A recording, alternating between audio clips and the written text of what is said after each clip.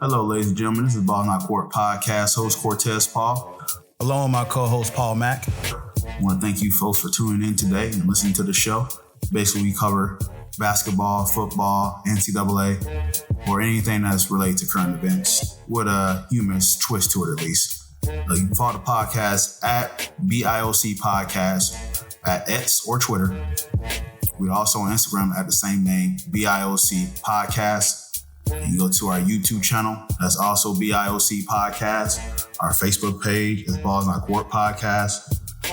So if you could please just give us a like, shout, comment on any of those, and definitely subscribe to our YouTube channel. And we thank you for listening and enjoy the show. Balls Not Court Podcast. Thank you very much.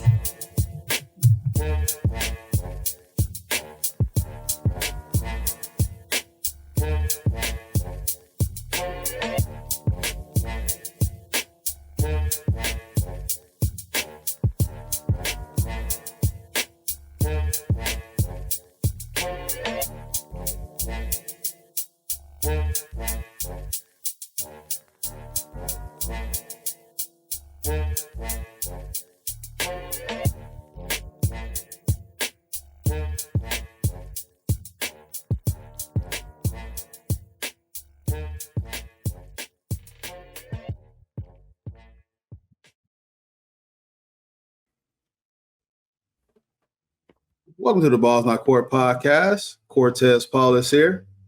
I am joined by the usual, who took some time off last week and much needed. But Mr. Paul Mack is back. So, how you doing, sir? You feel refreshed? How was the trip to Austin? That was my first real vacation probably in like a decade, bro. So it was long overdue. Shout out to you and CJ. You guys held it down last week. I listened to that on the way to work when I got back in town. But no, it's cool, man. It's Austin's a cool town. I actually have a friend who moved out there that I haven't seen in like 6 years. So it just worked out to where my girlfriend, she took a flight a couple years ago. They lost her luggage. So she got some vouchers, and we were sitting here one day and we were like, I got vouchers. Let's go take a trip. And we just, for whatever reason, just threw a dart and both said Austin, Texas. And then there we were, man. It's a cool place. People always talk about humidity and heat because it was hot every day. It was 96, 97, 94. No rain. But that heat is different, bro. My ass was sweating out in Texas. Texas is no joke, bro. You're in line. Stay hydrated out there? Oh yeah, for sure, dude. I was stopping, grabbing my Gatorades and my waters and all that stuff. We were seeing the sights. We went through downtown Austin. Downtown Austin's super cool. I didn't realize it was the quote unquote live music capital of the world. And literally every bar in downtown on 6th Street, everywhere, there's a stage in every establishment for live music, stand-up comedy. Ooh. It's real cool, man. We went to a piano bar the first night we were in town. That place was super awesome. Tried to get tickets to the comedy club, but that place was out in like 20 minutes. But it was cool. My girlfriend's a big Supernatural fan, so one of the actors from the show actually co-owns one of the bars. So we went up to the rooftop bar and hung out, and she got to kind of see that whole thing. But yeah, man, young person town, bro. When I tell you we were out till 12:30 the first night, and then the second day we did some more sightseeing. We swung back to the Airbnb to like eat dinner and like change to go out. Mm-hmm. We fell asleep. woke up the next day. Said, all right, we'll just keep it going. But super cool place, man. Everyone's super nice there. Like I don't know if I've ever seen a place. I know Orlando has their spots, but to be, from out of town, I know Austin's probably a place at this point where no one's really from there. It's very transient, similar to Florida, but everywhere we went, man, people were just, oh, hey, how are you? How's it going? Where you from? How long you in town? Giving us places to go, things to see. one of the bars we walked past at like 2 PM, invited us inside. Said, first round's on us. Come in and hang out. So that was cool, pretty cool. But yeah, man, we got to check out the Music History Museum. Then we went. The last day we were there, we decided to turn our rent-a-car and just kind of walk around. And we went. It was like a 5-6 mile walk. We just walked through this big old park where they hold the Austin City Limits Festival. Ooh. So okay. It's just the big fairgrounds, and there's a bunch of like volleyball courts and disc golf courses and all kinds of stuff. And then there's trails, and then there's a big river where people are kayaking and canoeing and all this stuff. They got a Stevie Ray Vaughan monument out there, which is pretty cool. So a lot of cool like statues and stuff with all the history of music out there. So if you like music, it's definitely a town to pop into. But it was a quick 4 days, man. And then it was just getting back. We had a layover in Houston on the way back, and that's where I was trying to keep tabs on the basketball game. But it is what it is. But I landed, hit a little parlay when we landed. It was pretty awesome. I put in a parlay before I left. Landed to about $200 in my pocket, so that was pretty solid. Oh man, this guy just stayed winning, huh? Yeah, bud. I mean, I had to make some of that money back that I spent out in Texas, bro. It was nice. Hey, what was one of your favorite restaurants you went to out there? We didn't really get to like go to any sit down restaurants. We did a lot of Uber Eats and DoorDash into the Airbnb because we were just planning on being out all day. But yeah, we had some barbecue for breakfast. They did some breakfast barbecue tacos. There was some egg and brisket tacos. Okay. Yeah, I went to In-N-Out Burger for the first time in my life. Life-changing experience. I saw your post, man, but I kept quiet, man. I was in Vegas. I was disappointed, but I'm glad you liked it, man. The one, maybe because you went to the one. Where'd you go to? Vegas? I went to the one in Vegas. Yeah. Maybe that's what it is. Maybe because it's in Vegas. I don't know, but this one was real nice, man. And I think it was nice because the prices were. I don't know how much you paid in Vegas, but I'm talking about we got 2 burgers. I got a double. My girlfriend got a single. She got fries. I got animal style fries. 2 drinks. It was like $11, dude. That ain't bad. So when you look at the fact that at the price and what it was, also we were probably just really hungry. I don't know. We had just walked through. We did a cavern tour, so we were just walking through some caverns and stuff. So we were hungry. I don't know, but it was for a fast food place. It's pretty good. I got like an 8 out of 10. It's not bad. My whole gripe was, and maybe I was in Vegas. I just felt like the burger to bun ratio was not enough for me, and maybe that's just a fat kid of me talking. The fries was good though. The fries was good. I remember the fries. Always fresh fries. There's a little machine back there. They're cranking them out. Yeah.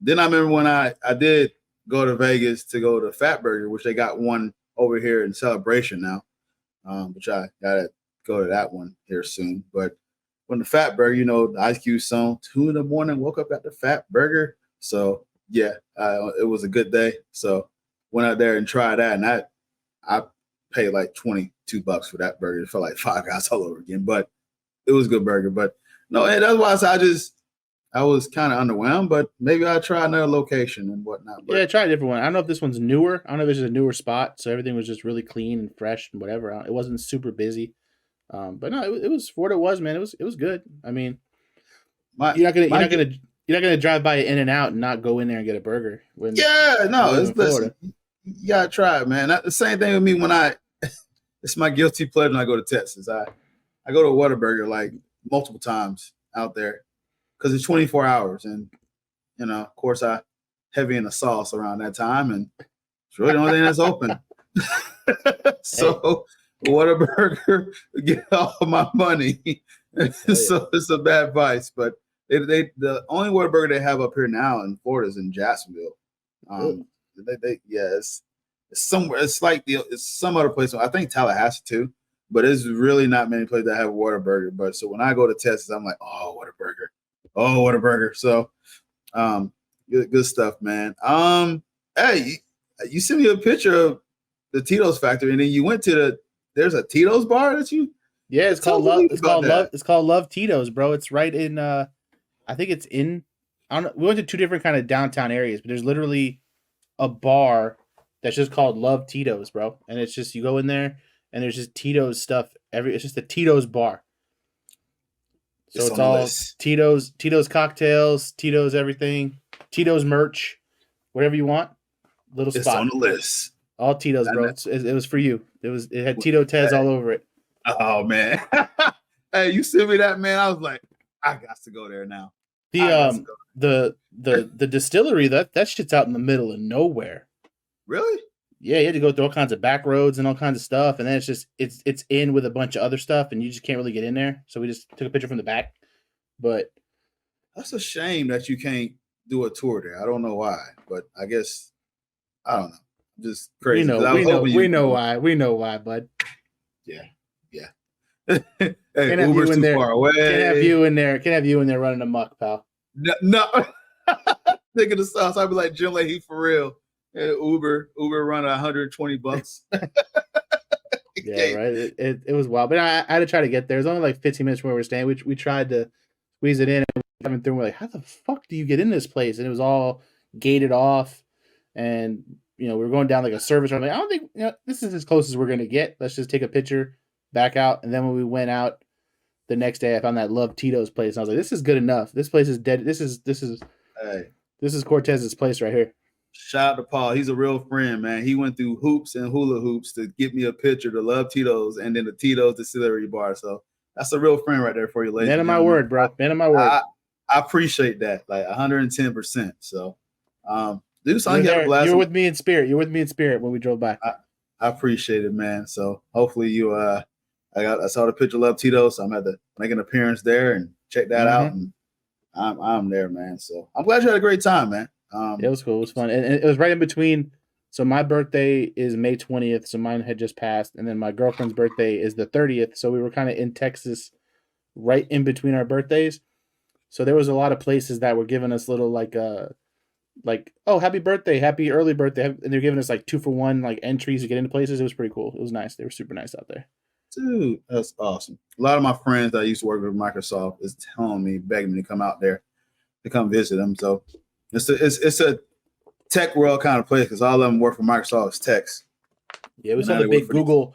Google's out there now. Tesla's out there now. Yeah. Everywhere's out there now. It's blowing up.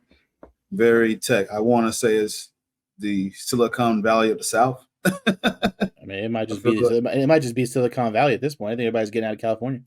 Yeah, that's you're probably right. So that's maybe where it's going to. And it was also cool too because the Dallas Stars, the Dallas Mavericks, and the Texas Rangers, there were just banners all over downtown and all like the sports bars and stuff because they're all the Mavericks and the Stars are still in the playoffs. So it was once the sun went down, it was party time for those guys. Good deal, man. Hey, long as you ain't seen no Cowboy stuff, huh? Nope. Nowhere. I don't think Austin claims the Cowboys. They must claim the Houston Texans is what I'm thinking. That's what they must claim. Probably. That's probably close by enough. So I did go to the University of Texas campus. That thing is huge. Huge.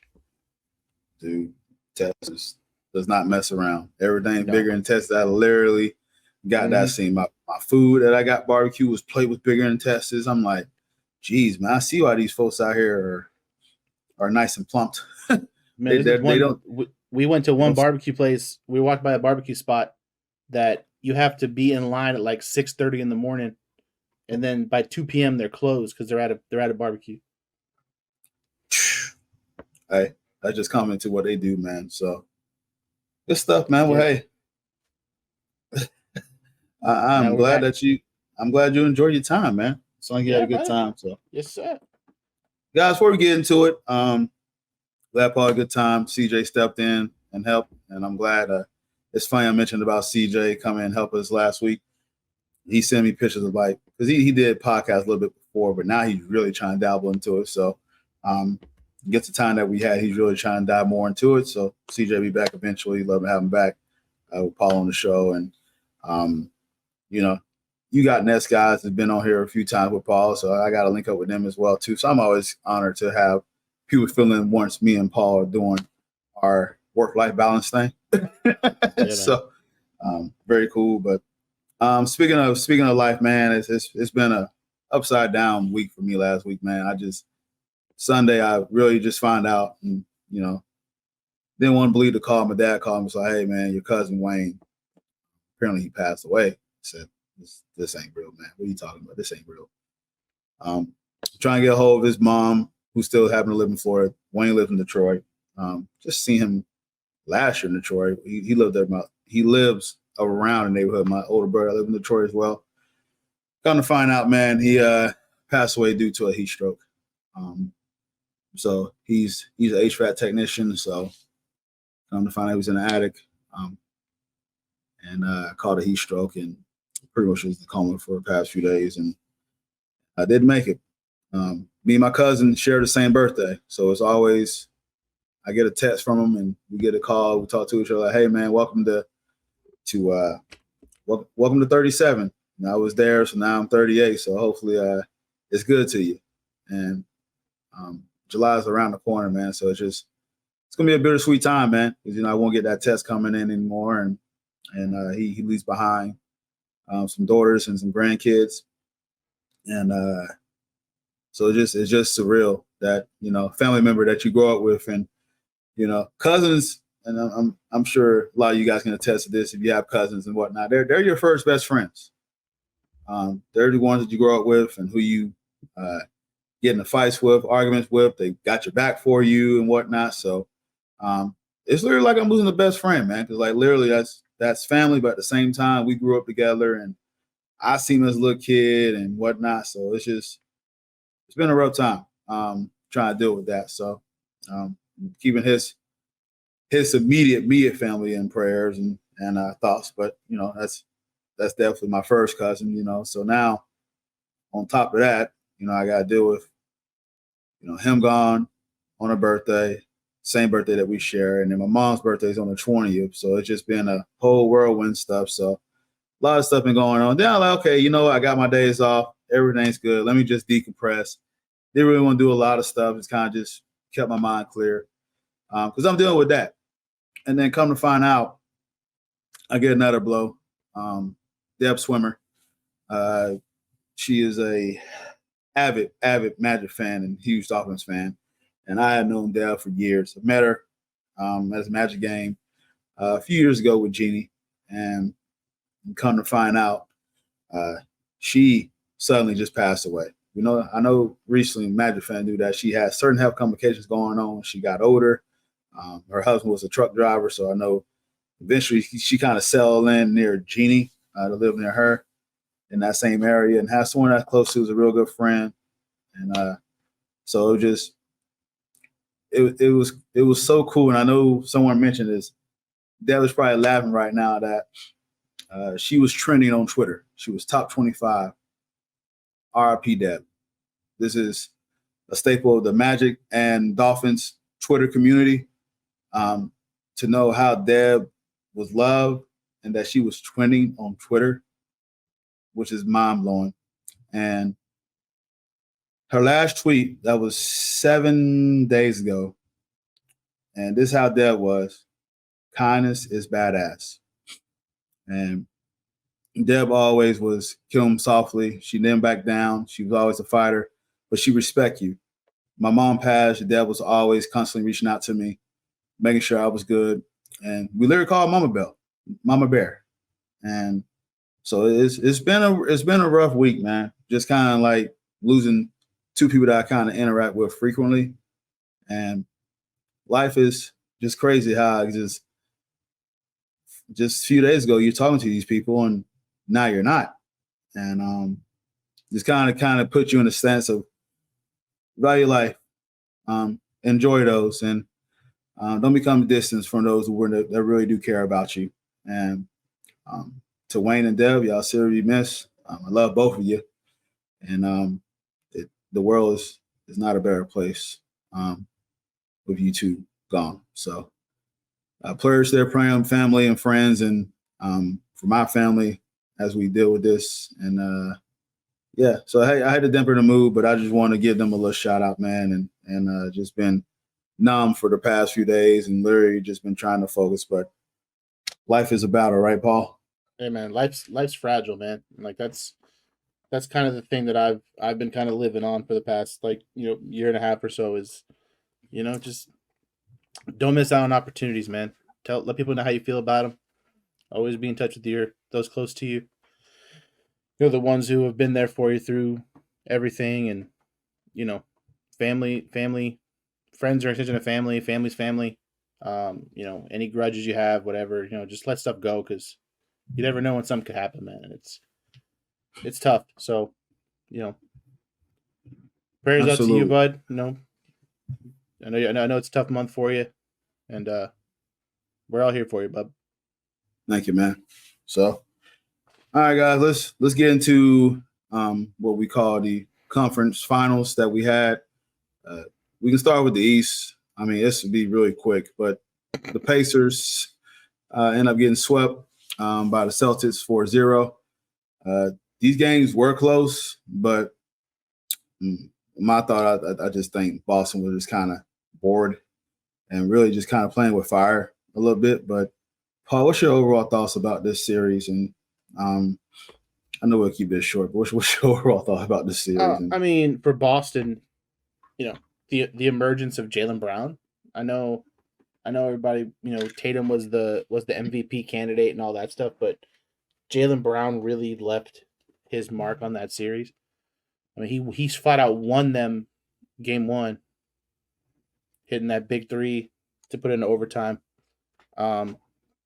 He just played really well, man. Like Jason Tatum, he's gonna do Jason Tatum things, but if Jaylen Brown is doing what he was doing this entire series, like it's gonna be tough. He was averaging close to 30 a game, hitting big shots. He wasn't turning the ball over. So I mean, it's cool to see if you're a Boston guy, because I know Jaylen Brown gets a lot of flack. Can't go left, all this stuff. What this is kind of like the make or break year for him. So I know he's playing for a lot. Yeah, he got that contract. He got a lot going on for him. So seeing him step up at that point in the postseason in the conference finals was a big thing to see for me. And then I think for the Pacers, everyone's knock on the Pacers was their road to get there. They went through a lot of just beat up teams. They went through Milwaukee. No Giannis. Dame didn't play half the games.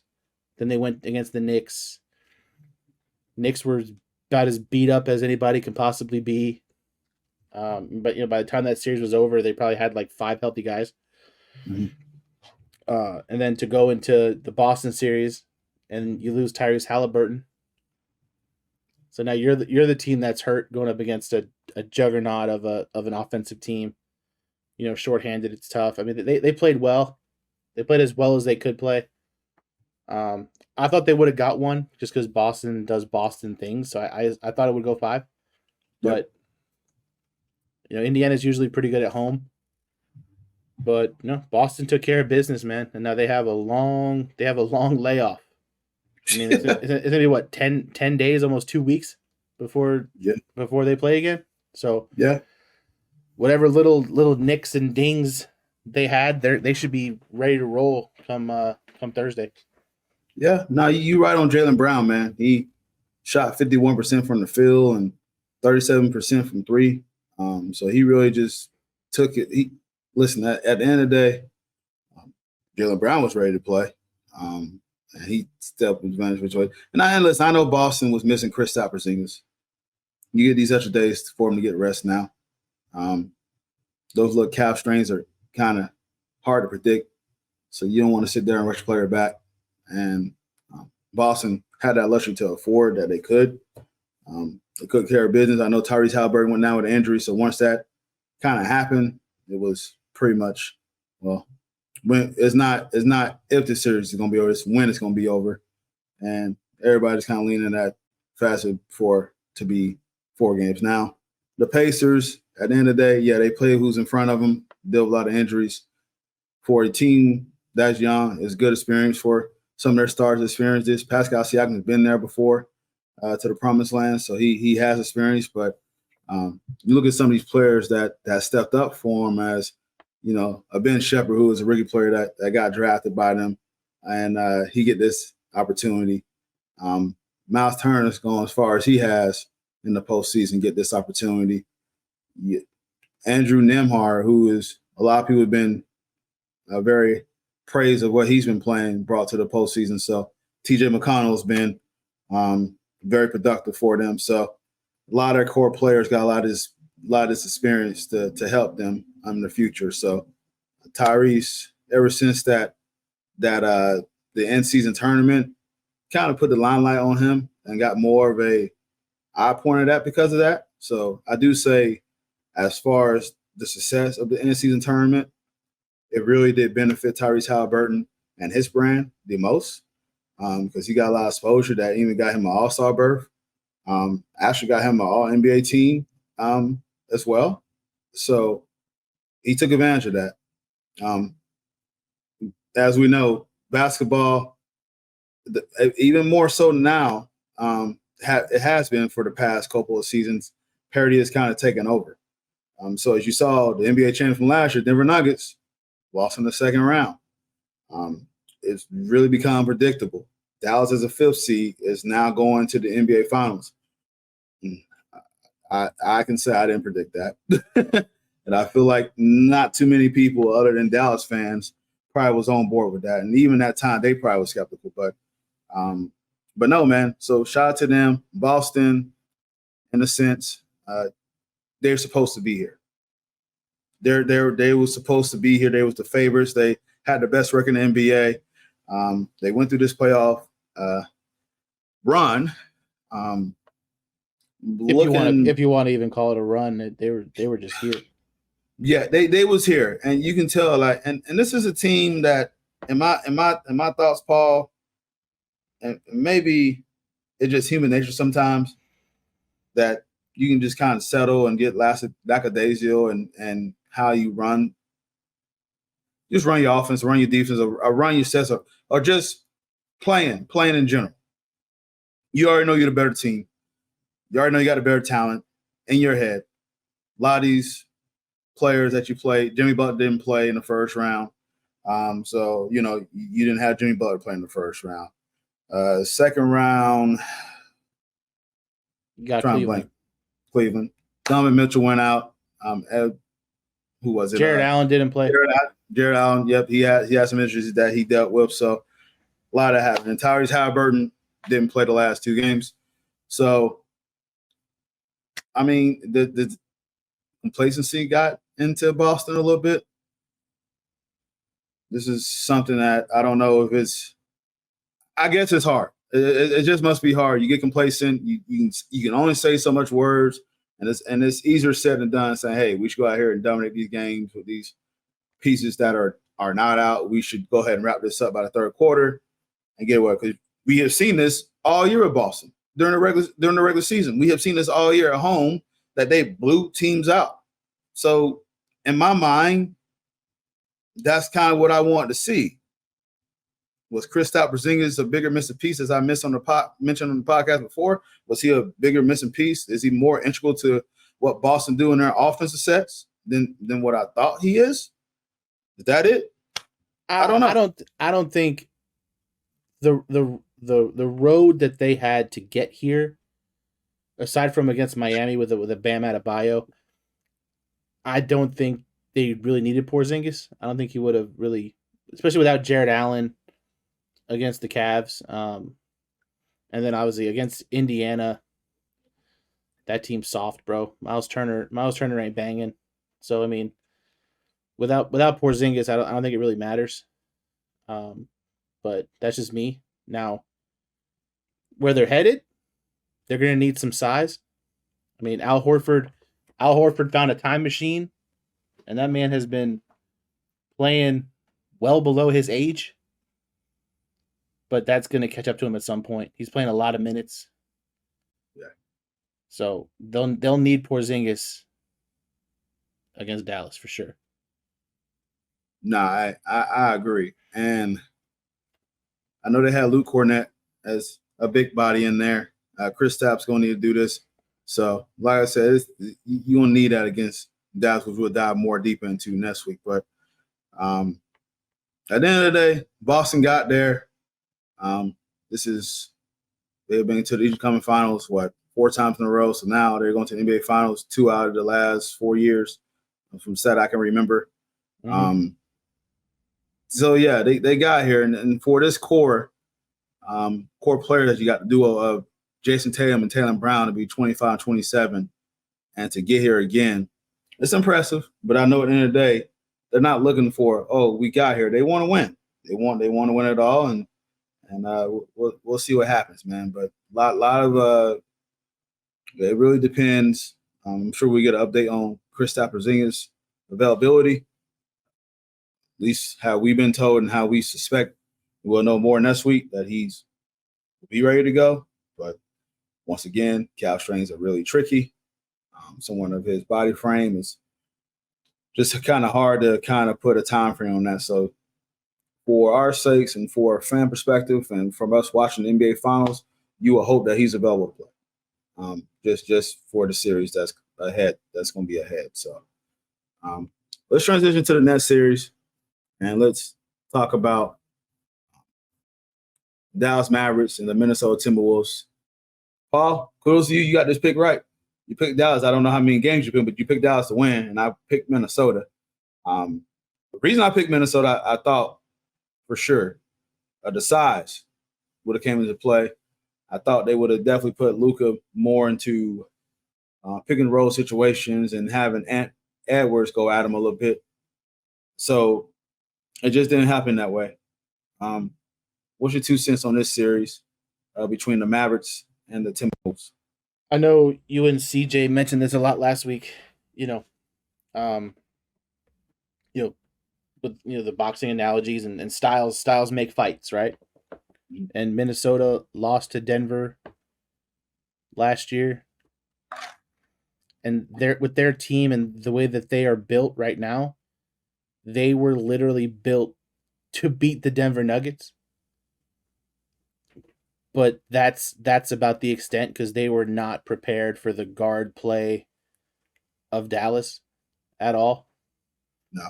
So when you're dealing with a team whose best player is Jokic, and you can throw Gobert, Towns, Naz Reid, you can throw all these guys at them and try to let Aaron Gordon and KCP and Jamal Murray beat you.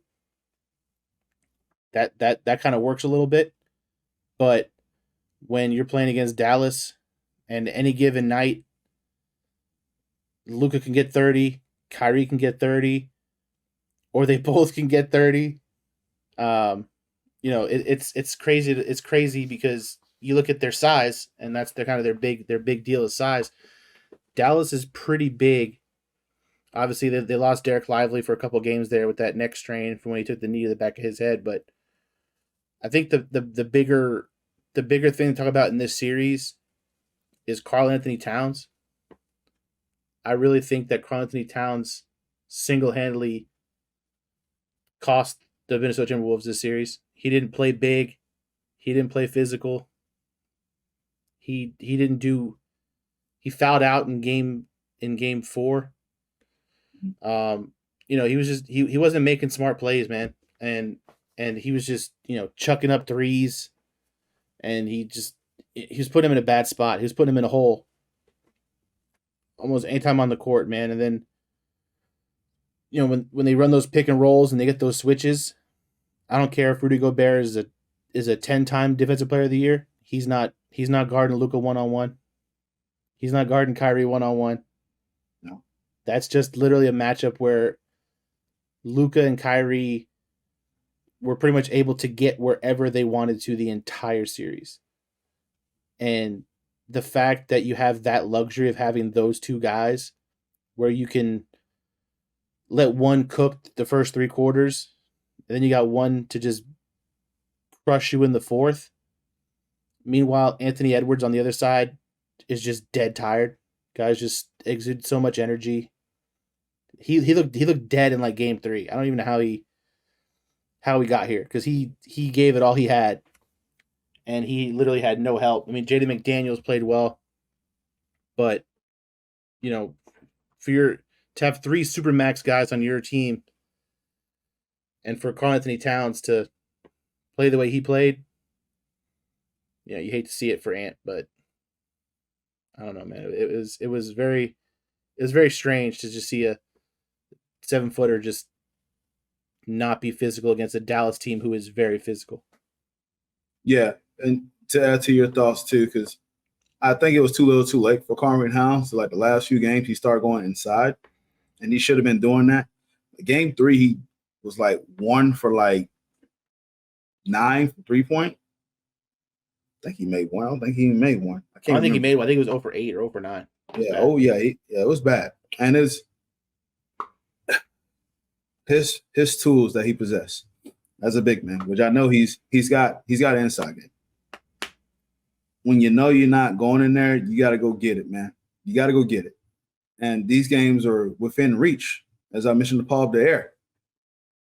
4 of these 5 games was less than 10 points. 3 out of 4. 3 out of 5 was damn near 5 points or less. And it's just that possession. And it's just that whenever you get a game this close, and I think Paul might agree with this, and this is probably why he chose Dallas, that when they got close, you have 2 of the best closers on the same team. Ant is a closer, but I'm taking my chance with 2 closers versus 1. And time after time, Luka and Kyrie just making timely shots, timely buckets, timely passes, and timely lobs too. Like they're lively, and Darren Gafford was just living on lobs and driving kick, and Derrick Jones Jr. hitting threes, and it's wide open threes because of the driving kick game, and you're paying so much attention to him, to Luka and Kyrie, and listen, you have. Rudy Gobert is a fantastic defensive player. I'm not going to sit here and dispel that. He deserved those awards. As a guard, though, and as a coaching staff, your guards got to fire these screens. Your guards just got to fire these screens. You just got to fire those screens and let Rudy just try to contest within 15 or less. Rudy could have helped a little bit, but goodness gracious, they could have helped Rudy too.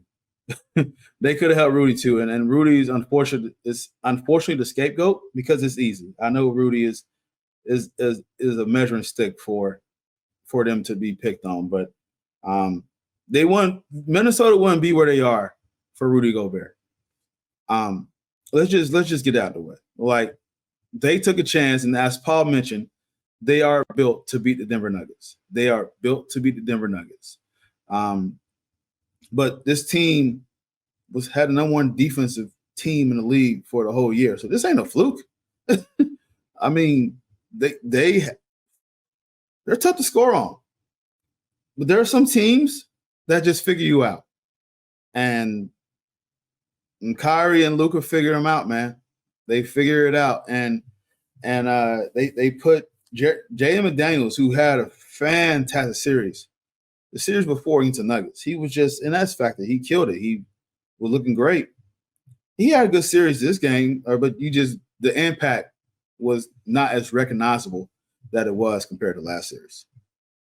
So, to my extent, I just think Minnesota just could have done some things better. Could kind of put themselves in position because a lot of these games was in 1 or 2 possessions that, hell, man, it could have turned the other way.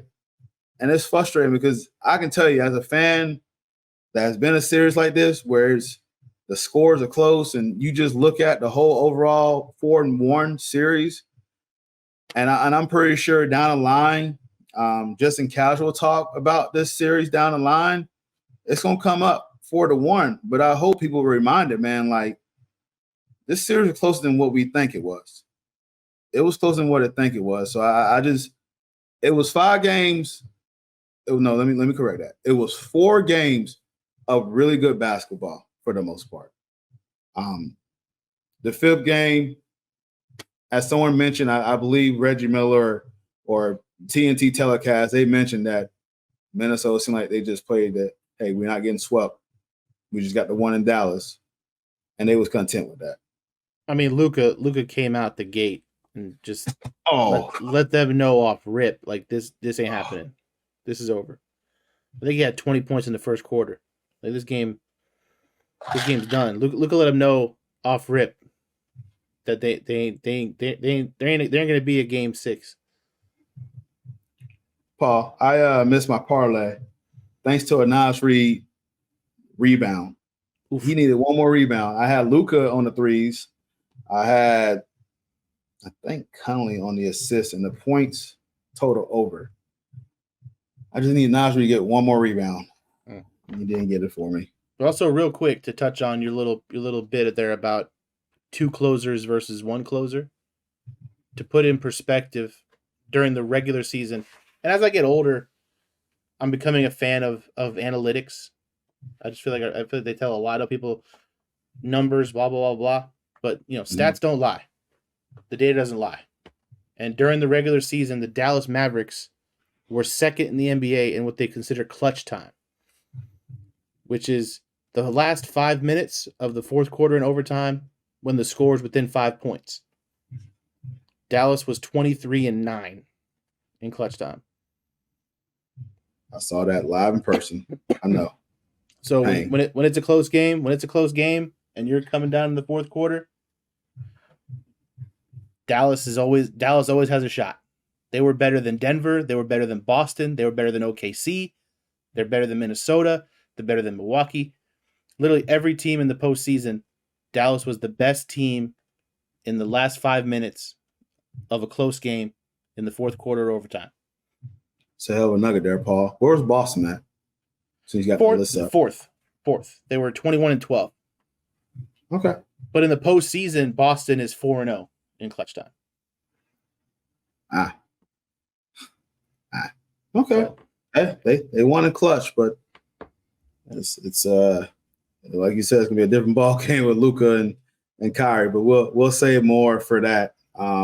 We gotta. How do you think? Who do you think Grant Williams is rooting for in this series? Huh? How about that guy? How about Grant Williams? He played for Boston and Dallas, and now he's on the Hornets, just hanging out. When there's a loser in this, oh man, I don't want to say this guy stinks. I know that's your segment, but I just want to say it's not Grant Williams' fault. No, it's not. But I want to say, man, that sucks, man. For him, that just sucks because the 2 teams that you was on, and it was definitely noted in his time in Dallas that he was a problem. A little bit in Boston too with his personality. Man, that just sucks, man, because you could be on the big stage, and now you're in Charlotte, and you're probably at a bar just summing back some brewskis, just wondering what could have been, and literally that stinks, man. And but it also it's on the flip side too. Shout out to PJ Washington for going to a new situation. He's from that area. He really locked in, and he was a big part of a few of these games to kind of help him. Yeah, there it is, the pose for him, and being an integral part of that Dallas team. Him and Daniel Gafford, who came from really just not just teams that wasn't winning situations. Nice way to put it. As Paul like to say, this team stinks. What they were in the Wizards and the Hornets, but when you get traded, hey, it's on you too. You got to be engaged. You got to take advantage of the situation, and they did, and they did. So, and I think that's where Dallas getting Daniel Gafford. I think that's where Dallas really, really benefits because they have 2 athletic big men. Daniel Gafford and Derek Lively are 2 athletic dudes. Blocking multiple shots a game, altering all kinds of shots at the rim. It's gonna be a fun matchup for that alone because the athleticism of Dallas's big men versus what we've seen from Boston kind of makes for an interesting matchup because Al Horford's not, super athletic, and neither is Luke Cornett. No shots to Luke Cornett, but he's on that all YMCA team with Joe Ingles and George Niang. Hey, we go play. He give us buckets in the NBA. Straight up. Just an ordinary guy. Shout out to Derek Lively. I know his life has been a roller coaster the past year. Being drafted to the NBA, that already passed. And then his mom passed away due to cancer. So I can't imagine what kind of roller coaster he's been on. And to be in the NBA Finals, his Instagram post really saying, hey, looking down on me, Mom. So not fun losing to Mom. I can definitely add to that. So, but I just want to say, and I'm sure when we cover this next week, very happy for Derek Lively. This is someone that was who I would like to have to draft. He was definitely available when we had made the pick and select Jet Howard. But as I told Magic fans, hey, Jet Howard's time's coming. So, of course, we're going to look at it from the perspective of what he's doing now compared to what Jet Howard is not doing. But no, at the end of the day, shout out to him for him putting himself in a situation and be able to put himself in a situation, be a productive player for the Dallas Mavericks. And now he's been a component to get them to the. He's been a significant cog in that team, especially in the postseason. He's a significant piece to kind of what they have going on in the postseason. CJ mentioned that Tyson Chandler's also on that team coaching. So yeah, he's the big man coach. Yeah, definitely a big part of that. So really help him in his development. So all right, Paul, before we close, man, I feel like we haven't done this segment in a while. We should have been doing this more with basketball. We do it initially, but we just kind of fell off on it. But hey, man, Memorial Day has passed.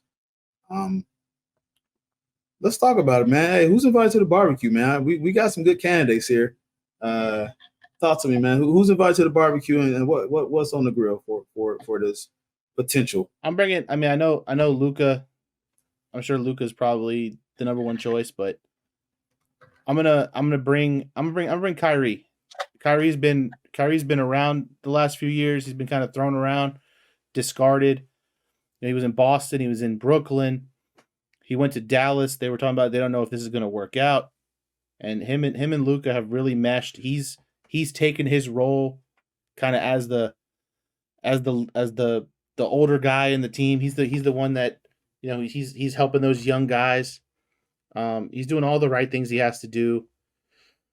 He's deferring to Luka, let Luka do his thing, and when it's Kyrie time, which we know Kyrie has been one of the most clutch players in his career. I mean, there's not a guy in the league right now in the fourth quarter that you wouldn't want to have the ball in his than Kyrie Irving, and especially when that man rolls up to the game in those Air moccasin things that he wears now. You seen those things? Those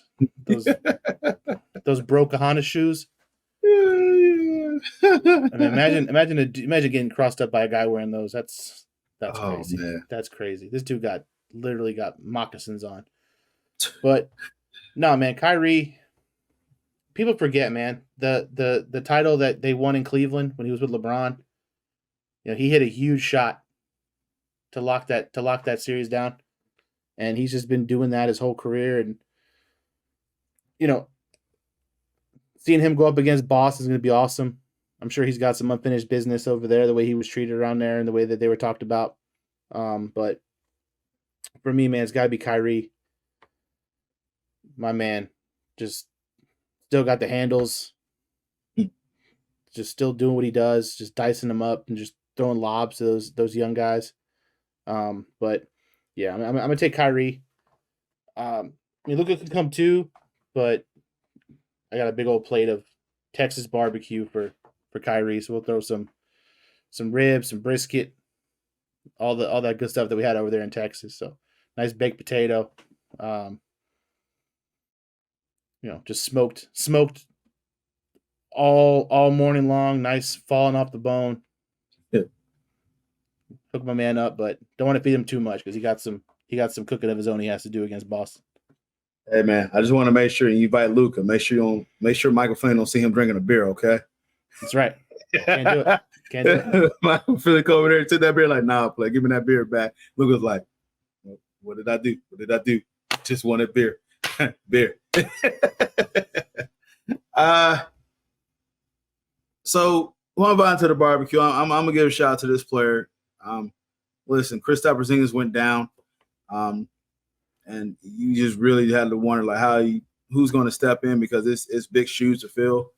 And Big Al Horford, man, needs some love, man. He came in and he's shooting almost 40% from 3 points. Last series, it's been a threat. Was a threat in the Sixers series. Had the one big game to push them over the top, or against the Heat.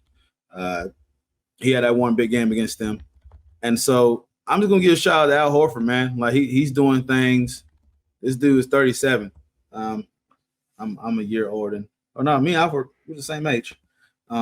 So him doing things, and we're the same age, and he's doing this in 12 points. He averaged 12 points a game and 7 rebounds a game in the series against the Pacers. So, and he's just been holding it down. 1 block. So this is literally the Ages wonder. He's really going into that third gear, and the Florida Gator, man, the former Florida Gator is really taking it up a notch, man. So, I'll tell you what, man, Al Horford, Florida boy, what I'm gonna make for you, man. I'm gonna reach out to my Latino people. Hey, and we're gonna get some pernil for you, my boy. Hey, I was like, okay. Okay. So some plantains. We're gonna do a little Caribbean style, man. And we're gonna eat real nice, brother. And then I know probably you probably, I don't know, you like a Presidente or do you like a Corona with a lime? I know you older, man. So I know you drink Modelo. You probably have Modelo guy. Yeah, you know what, Modelo guy. Yep, exactly. Probably Modelo guy. And we'll throw back a few, before the game. We reminisce on the Gators. You're around the Gators, and you talk about your run here. But no, that's why I make sure that I get on the grill for you, man. I reach out to my Ricans, man, and we'll chop it up, man. Even though I know you're Dominican, but we'll get some nice stuff on there for you, man. So, yeah, man, that's what I got here, man. What you got, Paul? I see you over there clicking something. Oh no, I was looking at Al Horford's stats, bro. That's crazy production to get out of Al Horford. No, exactly. It's nuts, man. So, shout out to him, and yeah, he's been playing well because I'm sitting here like, what Al Horford gonna do? And hey, he's stepping up, man. All right, guys. Guess we'll wrap this bad boy up. Be ready for next week here. Gonna get me, Paul, and try to get a band together. We'll do our NBA Finals preview. Like doing my whole public address thing, so I'm gonna get to fun of that. Edit that. Got some cool stuff I would like to do. The PA announcer Tito Tez. That's right, man. I have the Tito's right here sitting up here, but I'm off Monday, Tuesday, Wednesday, man. So I got time to kind of do this and have some downtime and really play around with this. So I'm super excited. As you see, I do this every year. Paul knows about I do this every year. Your neighbors better get ready. It's about to get loud. Oh yeah, it's about to get crunk, man. So I'm trying to think of what instrumental I'm gonna use. So I'm still kind of marinating on what instrumental I'm gonna use to do the intro. So there's only one option, bro. What's that? Tell me. The Chicago Bulls is the only one like that just sticks in my brain, bro. Just that. Oh.